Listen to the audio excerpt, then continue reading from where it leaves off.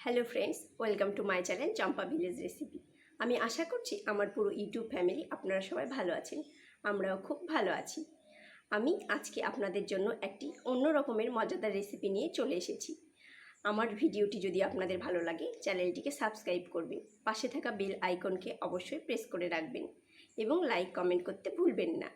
আসুন তাহলে আমরা এবার কিচেনে যাই, রেসিপিটি শুরু করি। আজকে এখানে কিছুটা হিঞ্চে শাক বা হেলেঞ্চা শাক নিয়েছি। এই শাকেরই একটি নতুন রেসিপি আপনাদের সঙ্গে শেয়ার করব। ভীষণ উপকারী একটি শাক। এই শাক আমাদের ব্লাড পিউরিফাই করতেও সাহায্য করে এবং আরও অনেক গুণ রয়েছে। এই শাকের একটি অন্য রকমের রেসিপি শেয়ার করব।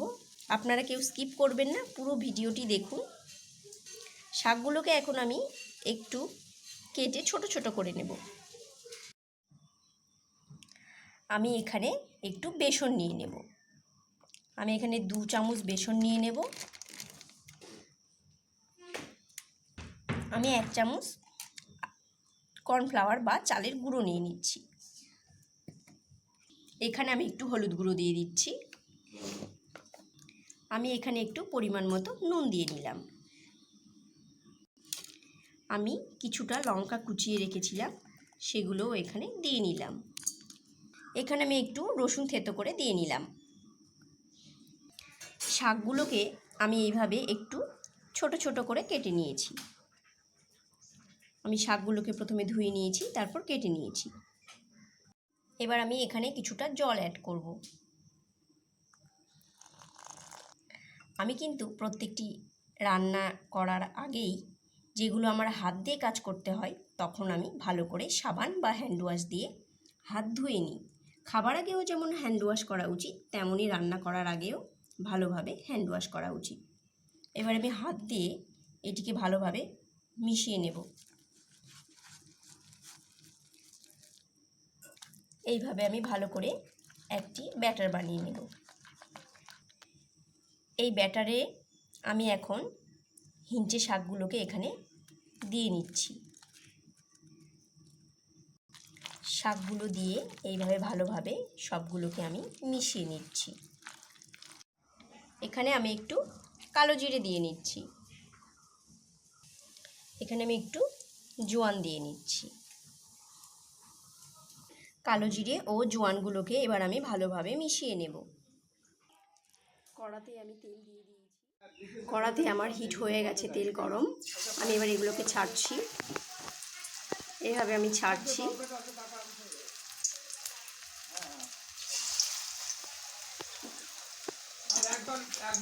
এখানে আমার এগুলো ছাড়া হয়ে গেছে। এগুলোকে আমি আস্তে করে উল্টে দেব। এইভাবে আমি বাকিগুলোকেও উল্টে দেব।